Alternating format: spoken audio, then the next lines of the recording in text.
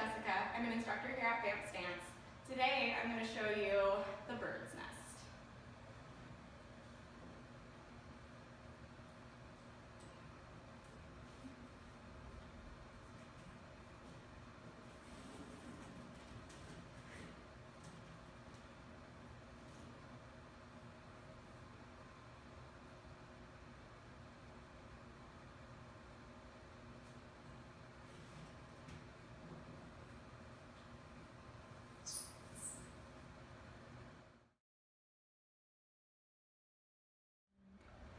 So now I'm going to break this move down. You're going to start with your side climb.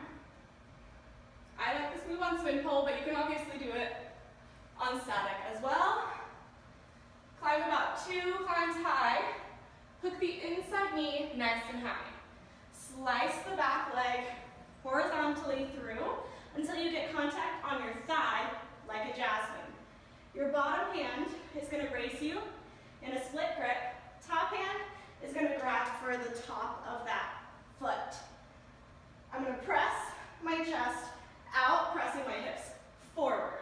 You should feel secure enough to grab the back foot and start to straighten it, pressing it away from you.